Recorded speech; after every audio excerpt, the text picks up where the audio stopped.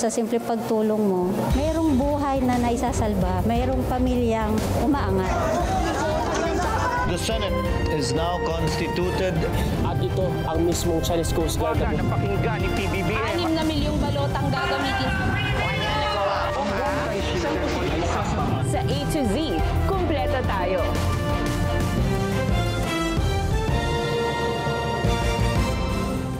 Luzon, Visayas, Mindanao at buong mundo. Ngayon ay Martes, September 2, 2025. Ako si Barbie Mulak at ito ang balitang A to Z. Luxury cars ng mga Diskaya naglaho sa kanilang compound sa inspeksyon ng Bureau of Customs. Totoong bilang ng mamahaling kotse ng mga Diskaya ibinunyag ni Senador Estrada. Mga kongresistang may kaugnayan sa government contractors pinaliliban sa pagdinig ng Kamara. Diskaya at ilan pang kontratista hindi sumipot.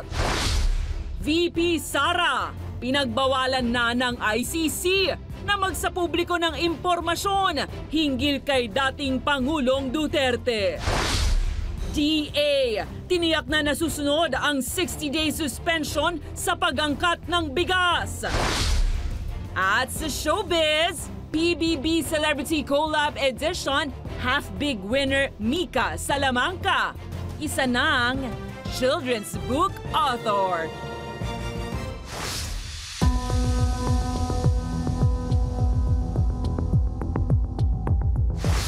Magandang gabi, pambungad sa ating newscast. Ibinunyag ni Senate President Pro Tempore Jinggoy Estrada na aabot sa 80 ang totoong bilang ng luxury cars na pagmamay-ari ng marangyang mag-asawang kontratista na sina Sara at Curly Diskaya. Doble ito sa kanilang unang sinabi sa isang vlog noong isang taon. Pero sa inspeksyon kaninang umaga ng Customs sa tanggapan ng kanilang kumpanya, 3 lang ang nadatnan doon. Nasa 30 plus na yata siya. 30 plus? 40. Mga 40 plus. Nasaan ang dose-dose ng luxury cars ng mag-asawang kontraktor na sina Sara at Curly Diskaya? Yan ang tanong ngayon dahil nang puntahan ng Bureau of Customs ang kanilang opisina sa St. Gerard Construction sa Pasig City September 2 ng umaga. 3 na lang ang inabutang sasakyan doon. Yung dalawa, isang Maserati, isang Land Cruiser, at yung hindi kasali sa warrant na kailangan din namin ngayong imbestigahan, yung Escalade. No? So puro imported yan. Naglabas ng search warrant ang Customs para inspeksyonin kung nagbayad ng tamang buwis at dumaan ba sa legal na proseso ang pagbili sa mga ito. 12 sasakyan ang sakop ng search warrant pero una nang inamin ng mag-asawa sa isang vlog na may 4 na po silang mga kotse. Pagbubunyag naman ni Senate President Pro Tempore sa Senado nitong hapon, aabot pala sa 80 ang totoong bilang ng kanilang koleksyon. Mr. President, this is totally outrageous. Kabilang rito ang 2023 Rolls-Royce na tinatayang nasa 42 million pesos ang halaga. Isang Bentley Bentayga worth 20 million pesos. Mayroon ding mga Mercedes-Benz, Jaguar at Porsche. Habang may ilan pang nakita sa guesting ng mag-asawa sa vlog ng broadcaster na si Julius Babaw na walang record sa Land Transportation Office. Huwag tayo mangamba dahil mahuhuli naman po natin. Saan man po yan itinatago. Hindi po magagamit sa kalye yung mga ganyang klaseng sasakyan at mas mabuti talaga na yan ay isurrender na lamang ng pamilya Diskaya. Sagot naman ng kampo ng mga Diskaya, hindi itinatago ang mga mamahaling kotse. Sa halip, kailangan lang ilipat ang ilan sa mga sasakyan para makaiwas sa pagbaha. Yung iba ho kasi under preventive maintenance, yung iba ginagamit, saka yung medyo mabababa, inilipat ho sa mataas na lugar, gawa ng, nung nakaraan po kasi nagbabaha, itong nakaraan So, precautionary measure. So, yung mga sasakyan na yun, pag may babalik naman po dito kasi dito naman talaga garahe. Sa ngayon, inalerto na ng Customs ang Highway Patrol Group upang mahanap ang mga sasakyan. Habang tiniyak naman ng abogado ng mga diskaya na susunod sila sa deadline ng Customs para ipresenta ang papeles ng mga kotse para patunayang legal ang lahat ng ito. Samantala sa update ng Bureau of Customs ngayong Martes ng gabi, dumating na sa Pasig compound ng pamilya Diskaya ang 12 luxury vehicles na nasa sa ilalim sa search warrant. Kabilang dito ang Bentley at Toyota Tundra. Gayunpaman, hindi pa matiyak kung saan nanggaling ang mga sasakyan na saklaw ng investigasyon para malaman kung nakabayad ba ng tamang buwis ang mga Diskaya para sa mga ito. Samantala, hindi dumalo ang kontratistang si Sara Diskaya sa unang pagdinig ng Kamara ukol sa maanumalyang flood control projects. Ipag-uutos naman ng komite na ilantad ng mga mambabatas kung may kaugnayan ba sila sa mga kontratista ng gobyerno na maaaring maging conflict of interest sa investigasyon. Ang balitang A to Z ni Kim Salinas. Mr. Chair, I move to adjourn. To proceed, we'll have to get all closure and we cannot do that today. Unang ratsyada pa lang ng pagdinig ng tatlong komite ng House of Representatives ukol sa maanumalyang flood control projects ng DPWH ay may motion agad ang ilang mambabatas. Hiling ni Akbayan Representative Chel Jokno. I believe we need to assure the public that this investigation will not be a whitewash and that no members of the three committees conducting this investigation have a conflict of interest. Ayon kay Jokno, 67 kongresista ang may-ari o kamag-anak ng may-ari ng construction companies na may kontrata sa DPWH batay sa records noong taong 2022. Kaya ang motion ni Caloocan 2nd District Representative Edgar Irice. Saka siguro po, pwede natin pakiusapan na huwag na sila mag-participate yung mga may interest sa government contracts para sa maging credible naman po itong ating proceedings. Nadagdagan pa ang init ng pagdinig matapos hindi sumipot ang mga contractors na inimbitahan ng komite, kabilang si Sara Diskaya ng St. Gerard Construction Corporation. 8 contractors are not present today. 8 out of the 16 invited, is that correct? Yes, Mr. Chair. Mr. Chair, I move that we issue a subpoena to those contractors who did not attend in today's scheduled hearing. Present din ang nagbitiw na kalihim ng DPWH na si Manuel Bonoan sa kanyang pahayag ukol sa mga anomalya sa mga flood control projects. I can shout. Hindi po ako involved. Inatasan naman ng mga kongresistang miyembro ng Tri-Committee na magsumite ng disclosure statement sa loob ng 5 araw para ihayag na wala silang conflict of interest sa investigasyon. Para sa Balitang A to Z, Kim Salinas. Nagsorry na si Leyte 4th District Representative Richard Gomez matapos akusahan ng media bias ang ilang mamamahayag at ipost ang kanilang pribadong mga impormasyon online dahil sa kanilang paghingi ng kanyang panig ukol sa flood issue sa kanyang distrito. Sa privileged speech ni Gomez, inamin niyang hindi naging maganda ang kanyang pag-handle sa sitwasyon. Tinanggal na rin niya ang naturang post. Nag-ugat ang lahat sa alegasyon ni Matag-Ob Leyte Mayor Bernie Tacoy ukol sa flood control project sa distrito ni Gomez. Pero paliwanag ni Gomez, nitong Pebrero lang sinimulan ng proyekto at sa Nobyembre pa nakatakdang matapos. Matatandaang naharap sa posibilidad ng House Ethics complaint si Gomez matapos kondinahin ng National Union of Journalists of the Philippines at House Beat reporters ang kanyang akusasyon at pagsasapubliko ng mga numero ng mga mamamahayag. I understand that the media endeavored to get my side of the story. I acknowledge your efforts. I'm sorry and I could have handled it better.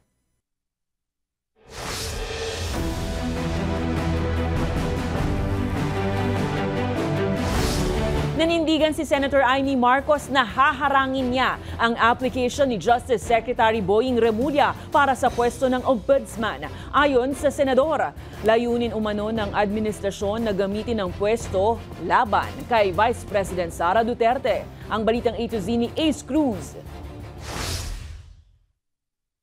Ipipilit nila na si Boying maging ombudsman para ipakulong si VP Inday Sara bago mag-2027 at hindi lang si Inday Sara kundi lahat ng mga Duterte, kaalyado ng mga Duterte, baka pati ako. Yan ang senaryo sa isipan ni Presidential Sister Senador Amy Marcos sa pag-apply ni Justice Secretary Boying Remulla para sa pwesto ng ombudsman. Bagay na ayon sa senador ay kanyang haharangin sa Judicial and Bar Council o JBC. Huwag naman binabraso yung ombudsman. Yan na lang ang huling hantungan ng hustisya, ng katotohanan. Ang bigat naman nun. Constitutional body, guguluhin, ano? Paniwala ni Marcos na ang tunay na layunin umano ni Remulla kung maluluklok bilang ombudsman ay tuluyang mapatalsik sa pwesto si Vice President Sara Duterte. Plunder will be the name of the game. No bail and imprisonment until 2028. I will be very, very surprised kung aabot si VP Sara na malaya kapag naupo itong uri ng ombudsman.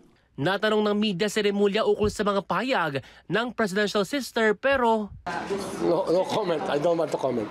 sinabi rin ng senadora na may pending na reklamo si Remulla sa ombudsman kaugnay ng pagdakip kay dating Pangulong Rodrigo Duterte at pagpapadala sa kanya sa International Criminal Court o ICC na isaan niyang conflict of interest. Trabaho po namin yan na to keep the country stable, to prevent violence, to prevent the happening of any untoward acts. And I think that we were able to peacefully bring him abroad to face the charges against him without hurting anybody physically. Martes, September 2, nang isa lang si Remulla sa interview ng JBC panel bilang aplikante sa pwesto ng ombudsman. Samantala, may payo naman si Senador Marcos kay Acting Ombudsman Dante Vargas. Kapag nariyan na ang suhol, itaas mo ang iyong dalawang kamay ng ganito at sabihin, hindi ko kayang tanggapin. Wala lang. Naloloka na ako. 7 taon magsisilbi ang susunod ng ombudsman sang-ayon sa saligang batas. Pangunahing papel nito ang pag-imbestiga at pagsasampa ng reklamo laban sa mga tiwaling opisyal. Para sa Balitang A to Z, Ace Cruz. Hindi na maaaring maglabas ng impormasyon o magkwento hinggil sa mga sinasabi ng kanyang ama na si dating Pangulong Rodrigo Duterte na nasa detention facility sa The Hague ayon kay VP Sara Duterte. Sabi ni VP Sara, pinaalalahanan sila ng mga otoridad na tanging pagtitibay lang na buhay pa ang dating Pangulo ang maaaring ibalita sa publiko mula sa loob. Matatandaang ginagamit ni VP Sara ang kanyang mga visit para ipaabot ang mensahe ng kanyang ama sa mga taga-suporta lalo na sa mga OFW.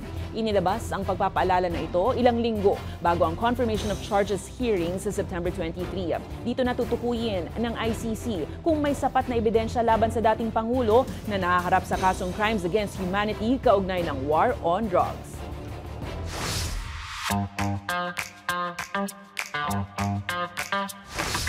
Tingin sa taas mga moon lovers, inanunsyo ng Weather Bureau Pag-asa na makikita sa Pilipinas ang total lunar eclipse o tinaguriang blood moon sa gabi po yan ng September 7 hanggang September 8.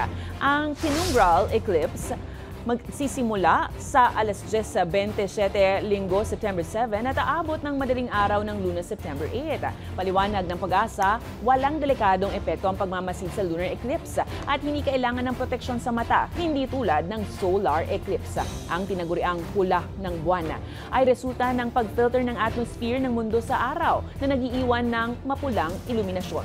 Makikita ang total lunar eclipse hindi lang sa Pilipinas kundi sa buong Asia, Australia at East Africa.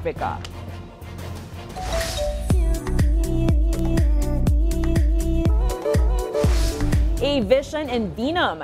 Inilabas ng Netflix ang pasilip sa karakter ng US pop superstar na si Lady Gaga. Sa pasilip makikita ang photo ng singer kasama si Thing, ang putol na kamay na kaibigan ng bidang si Wednesday Addams sa show. Gaganap si Lady Gaga bilang si Rosaline Rotwood na isa sa mga legendary Nevermore teacher na makikilala sa Season 2 Part 2 ng Netflix hit series na Wednesday. Nagsimula ang palabas na ito ngayong Martes, September 2. Matatandaan kamakailan lang ng sorpresang bumisita ang singer sa Spotify's Wednesday Graveyard Gala sa New York para sa promotion ng bagong awiting The Dead Dance para nga sa Season 2 ng Wednesday series. Abangan sa aming pagbabalik, liderato sa DPWH, opisyal nang itinurn over kay Secretary Vince Dizon. Internal cleansing sa mga opisyales tatakbo ng hanggang 2 buwan. At matapos ang US Open, Pinay tennis star Alex Ayala muling sasabak sa international competition. Kung saan yan, abangan. Sa pagbabalik po ng Balitang A to Z.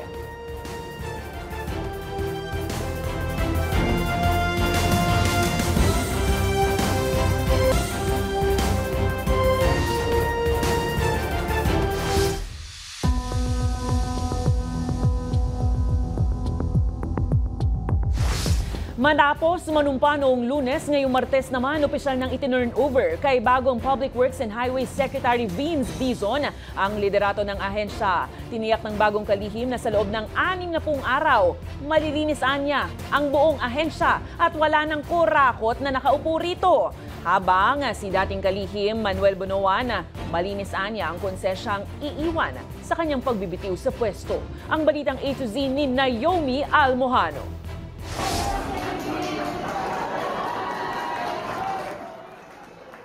Sinalubong ng pagbati mula sa mga empleyado ang pagdating ni bagong Public Works and Highways Secretary Vince Dizon sa opisina ng ahensya ngayong Martes. Sumalubong rin sa kanya si dating kalihim Manuel Bonoan na nanguna sa turnover ceremony. Personal na ipinasa ni Bonoan kay Dizon ang bandera ng DPWH bilang simbolo ng pagpapalit ng liderato ng ahensya. Kailangan ang pondo ng ating mga kababayan nagagamit para sa ating mga kababayan. Aminado si Dizon na tinanggihan niya noong una ang alok ng Pangulo. Pero matapos makita ang mga problema na kailangang baguhin sa DPWH, tinanggap niya rin ito. Direktiba ng Pangulo na solusyonan ang mga substandard na proyekto at alisin ang mga tiwali at korap na opisyal at kontratista. Ang gusto ng ating Pangulo, perpetual blacklist. Meaning, pag-ghost pag-ghost, hindi ka na pwede. Tapos, may kaso yun. Hindi lang blacklist may criminal liability yun. Habang si Bonoan naman walang pinagsisisihan sa kanyang 3 taong panunungkulan. Aniya, ginawa niya lahat ng kanyang makakaya para serbisyohan ang ahensya. I'm living it with a clear conscience. I don't have any regrets. I'm just very thankful that I have worked with people like these people in the department. Gayunpaman, desidido si Dizon na linisin ang ahensya mula sa pinakamataas na pwesto hanggang district engineers sa loob ng 30 hanggang 60 araw. Bahagi aniya ito ng mandato ng Pangulo na ayusin ang ahensya kasunod ng kontrobersiyang kinahaharap nito. The process of weeding out the bad and replacing them with the good is a process that any organization, not all organizations, have to go through. It is a difficult process, but it is a necessary process. Pero wala pang natatanggap na resignation si Dizon mula sa kahit na sinong opisyal ng DPWH. Samantala, bagaman hindi pa nakikita ni Dizon ang pondong ilalaan para sa ahensya, handaan niya silang magtanggal o magbawas kung imamandato ng mga mambabatas. Isang proseso na kailangang sundin. Para sa Balitang A to Z, Naomi Almojano. Umami ng dating district engineer ng DPWH na mayroong kapabayaan sa flood control project sa Bulacan na naging dahilan ng pagkakaroon ng umano'y ghost at substandard na proyekto sa lugar. Inamin ni Engineer Henry Alcantara na nilagdaan niya ang certificate of completion nang hindi niya inai-inspeksyon ng proyekto. Giit niya nagtiwala siya sa final inspection team na naglabas ng certificate. Gayunpaman sa House Infra at Good Government hearing, itinanggi ni Alcantara na walang politikong nasangkot sa proposal ng mga proyekto. Napag-alaman na 3 projects ang binayaran ng malaki pero natuklasan na hindi gumagalaw o kulang-kulang ang mga ito ng personal na bisitahin ng mismong Pangulong Marcos sa Bulacan. So paano po nangyari yung ba't nabayaran po? Wala naman pong kahit na isa.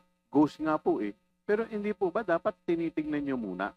There was a certification signed by the project engineer and the implementing section chief. Sino po? Certification?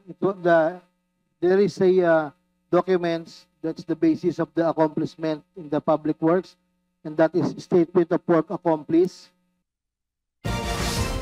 Suportado ni Senator Erwin Tulfo ang pagbuo ng Pangulong Marcos ng isang independent na panel para imbestigahan ang maanumalyang flood control projects. Giit ni Tulfo, mas epektibo ito kumpara sa hearing sa Kongreso na limitado lang in aid of legislation at may parliamentary courtesy pa. Dagdag ng senador, makakapag-imbestiga rin sa mga mambabatas ang bagong panel para malaman kung ang kanilang koneksyon sa mga questionableng kontratista. Ibinunyag din ni Tulfo na isang kontratista ang lumapit sa kanya at nagsabi ng license for rent scheme kung saan ipinauupa ang construction license para makapagsagawa ng ghost project. Sana pati yung prosecution, lahat, DPWH officials at saka ang mga contractors and kung may mga lawmakers, pati lawmakers na rin. Tapos yung Senate siguro, the Blue Ribbons job nila siguro is to really come up with a law. Samantala, duda si Vice President Sara Duterte sa flood control investigation ng Marcos Jr. Administration. Ayon kay VP Sara, posibleng diversionary tactic ito para iligaw ang publiko sa iba pang issue. Anya, kung seryoso ang Pangulong Marcos, maituturo na ang mga sangkot sa loob lamang ng isang araw. Pero para anyang nanonood ng isang sarswela at pinapahaba ang issue. Tinawag pa ni Duterte na huli na ang pagdinig sa issue dahil matagal na ang problema ang korupsyon sa flood control projects. Pinaghati-hatian ng members of the House of Representatives ang SBP, School Building Program budget ng Department of Education. At hindi lang yun, in-attach pa nila yung listahan doon sa House version ng GAB.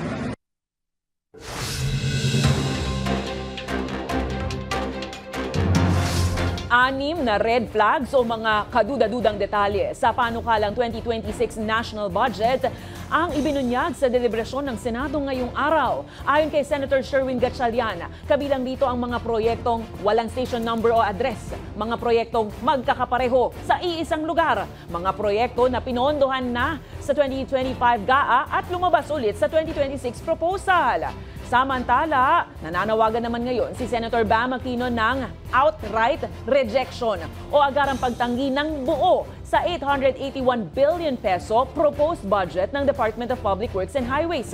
Ayon kay Aquino, sa harap ng kaliwat-kanang alegasyon ng anomalya sa ahensya, dapat ibalik sa ehekutibo ang panukalang pondo para ma-review at marebisa. Sa ngayon, nire-review na rin ni bagong DPWH Chief Vince Dizon ang mga proyekto sa budget.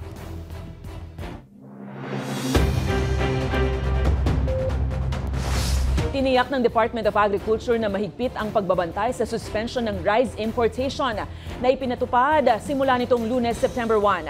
Ayon kay Agriculture Spokesperson Arnel de Mesa, stable ang presyo ng lokal na bigas, bagamat may bahagyang pagtaas sa mga imported rice. Nag-ikot ang DA kasama ang DTI, PNP at LGUs para i-monitor ang mga pamilihan. Dagdag ng DA, sapat ang stock ng bigas at inaasahan ng record harvest sa bansa ngayong taon, kung saan naabot sa mahigit 20 million metric tons ng palay. Kasabay nito, nanawagan din ng DA na amendahan ng Anti-Agri-Economic Sabotage Law na layong bigyan ng enforcement powers ang ahensya laban sa smuggling at maibaba ang threshold sa economic sabotage. Patuloy yung konsultasyon ng DA sa iba't ibang stakeholders ng bigas, kasama na rito yung mga importers, yung ating mga retailers, kasama na rin dito of course yung NFA at iba pa nating ahensya para masigurado nga na walang pang-abuso pati yung price speculations, dahil alam natin napakaganda ng stock inventory ng bigas sa ngayon.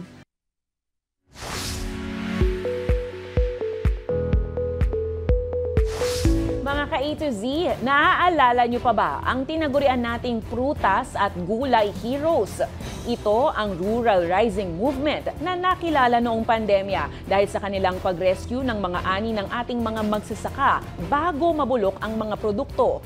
Binalikan natin ang kanilang kwento kung saan nakahanap sila ng mga bagong paraan para tangkilikin ng tao ang local products at mabawasan rin ang food waste.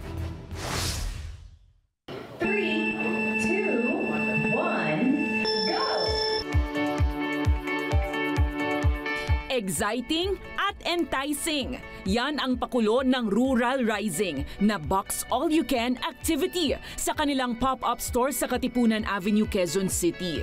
Ang ating pinagkakaguluhan, ang mga bidang lokal na prutas at gulay. Box All You Can is a gamified helping. Since ito po paunahan at papunuan ng box, syempre po, mas marami pong gulay na nakakarating from the farms papunta sa mga households.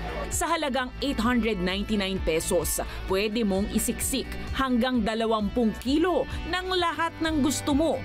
Basta pasok sa kahon.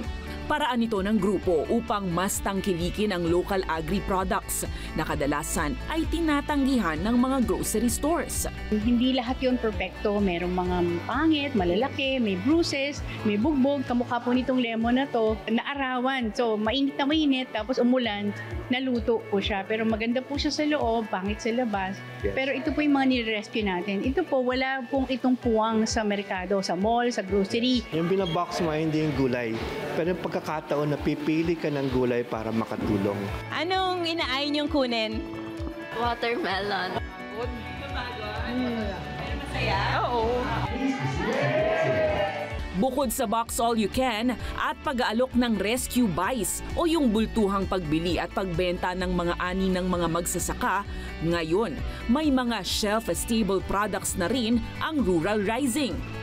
Nakipag-partner rin ng grupo sa isang appliance brand na maaaring gamitin para sa recipes na ang sangkap ay ang Ruri products. Mapa brown rice, pumpkin soup at pinakbet hanggang calamansi juice at mango ice cream. Kayang-kayang gawin sa iisang gamit. With the mission of eating healthily, of course we want more people to cook vegetables. Yes, the members, the community purchase the produce, but there are some leftovers, and because sometimes they are perishable, they go to waste, sayang, di ba? So why not turn into something different, turning into a product? Then you get an income from it. Why not? Mukha nito, itong mango, minsan nag-overripe na yung mango, ginagawa namin mango jam. Ang verdict, masarap! O di ba?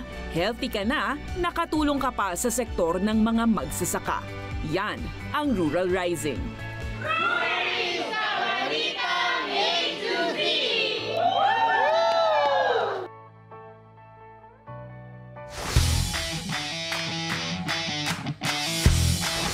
Pinoy Pride sa Mexico. Matapos ang makasaysayang karanasan at tagumpay sa US Open, muling sasabak sa international competition si Pinay tennis star Alex Ayala. Magsisimula sa Ayala sa Guadalajara Open sa Mexico bago lumipad sa Sao Paulo Open sa Brazil sa September 8 hanggang 14. Seed number 2 si Ayala sa WTA 125 tourney at makakarap si world number 187 Arian Hartono ng Netherlands sa round 1. Target ng 20-year-old is ang makaahon sa WTA rankings at makamit ang unang pro title ngayong taon. Matapos ang Mexico at Brazil, sasabak pa si Ayala sa mga tournaments sa Asia bago posibleng maglaro para sa Pilipinas sa nalalapit na 3rd SEA Games sa Thailand sa Disyembre.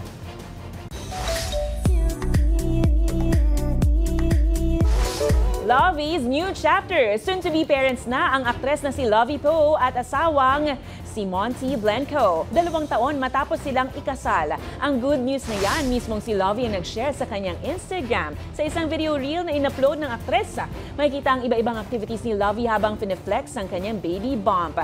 Sa hiwalay na post, makikita rin ang stunning maternity photo shoot ni Lovey. Ka-collab ang isang sikat na clothing brand. Bukod dyan, bumati rin ang kapatid ni Lovey na si Senator Grace Poe. Congratulations, mom-to-be Lovey! Susunod, PBB Celebrity Collab Edition half-big winner Mika Salamanca, isa ng children's author. At Carlo Aquino na-shock sa pa-surprise birthday celebration ni Charlie Dizon.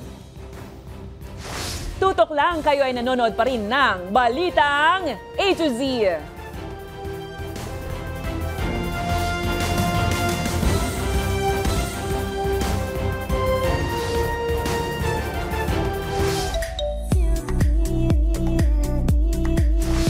Pinasok na rin ni PBB Celebrity Collab Edition Big Winner Mika Salamanca ang pagsusulat ng libro matapos maglunsad ng kanyang kauna-unahang children's book na pinamagatang Lipad. Samantala, It's Okay to Not Be Okay star Carlo Aquino, ikinagulat ang surprise birthday party ng misis niyang si Charlie Dizon. Ang may init na chika sa balitang A to Z Showbiz ni Lane Garcia.